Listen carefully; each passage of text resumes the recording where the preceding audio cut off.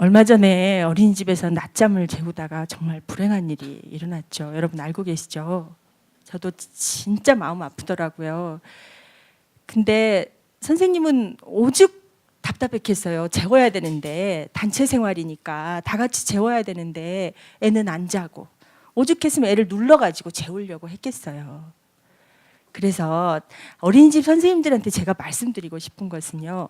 애들은 몇 살까지 낮잠을 잘까? 몇 살까지는 2번 자고 몇 살부터는 낮잠을 안 잘까? 요걸 어느 정도 이해하고 계셨으면 좋겠어요. 보통요 12개월에서 18개월 사이면 낮잠이 한 번으로 줄어들기 시작해요. 그랬다가 만 3살이 되면 안 자는 애들이 더 많아요.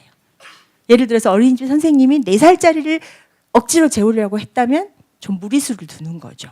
그렇죠? 만 3살이 되면 안 자는 경우가 많다는 걸 생각을 해야 되고, 다음에 어린이집에서 낮잠을 재우려면 어떻게 해야 아이가 더 잘 잘지를 꼭 생각해야 되잖아요. 어떻게 아이가 더 잘 자냐면 잠잘 곳과 노는 곳 공간을 분리해야 더 잘 자요. 자, 노는 곳에서 막 신나게 놀고 있었는데 이불 깔고 자, 갑자기 자. 그러면 흥분이 가라앉지가 않잖아요. 그래서 잠자는 곳과 놀이 공간은 분리하는 것이 좋아요. 어린이집에서 잘 안 하면 요구하세요. 분리해 달라고. 분리하는 것이 좋고, 자, 수면 의식의 중요성에 대해서 말씀드렸잖아요. 어린이집에서 단체로라도 짧게라도 수면 의식을 날마다 하는 것이 중요해요. 그래야 아이가 지금은 잠잘 시간이라는 것을 분명하게 인식하겠잖아요.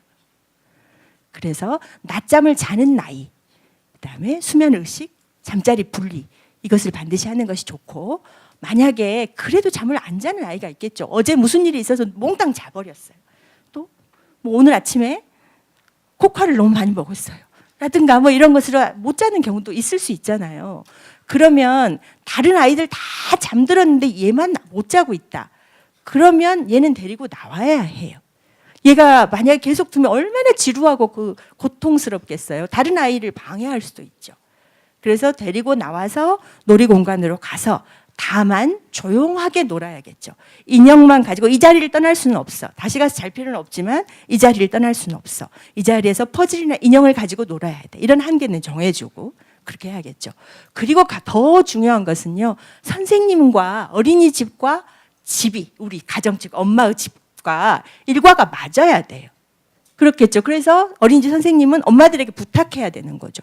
우리 어린이집에서 재우는 시간은 대략 몇 시예요? 집에서도 가능하면 같은 시간에 낮잠을 자도록 노력해 주세요. 그래야지 애가 여기 왔을 때 같이 잘 수 있겠죠.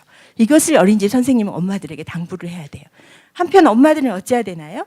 여러분 육아휴직을 마치고 아이를 어린이집에 보내야 된다. 그럼 불안하죠. 그렇죠. 그러면 뭘 연습하나요? 어린이집이 낯설지 않도록 아이를 연습시키는 걸 해야 되잖아요. 그래서 그러기 위해서 뭘 하나요? 좀 불안이 많은 아이들은 어린이집에 여러 번 가보죠. 엄마랑 같이. 가보고 처음에는 엄마가 옆에 있어주다가 다음에는 엄마는 밖에 대기실에 있기도 하죠. 아이가 부르면 가볼 수 있도록. 그런 식으로 며칠 훈련을 하고 다음엔 따로 떼놓잖아요. 이게 어린이집에서 덜 불안하게 하는 거잖아요. 그렇다면 일과도 어느 정도 같아야 돼요.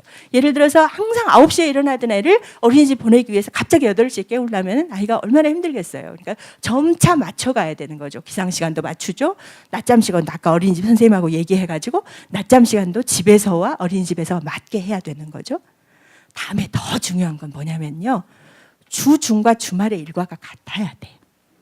주중에는 그렇게 했는데 주말에는 10시에 깨워요. 밤에 12시에 자도 내버려둬요. 그렇게 해서 일과가 흐트러지면요. 그 다음엔 재우기가 정말 힘들어져요. 재우기가 힘들어지면 밤에 깊은 잠도 못 자게 돼요. 자, 그래서 어린이집에서도 생활하는 것과 똑같이 집에서도 일과를 맞추는 것이 좋다. 주말에도 같은 일과를 유지하도록 노력을 하는 것이 어린이집에 갔을 때 아이가 좀 덜 힘들게 하는 방법입니다.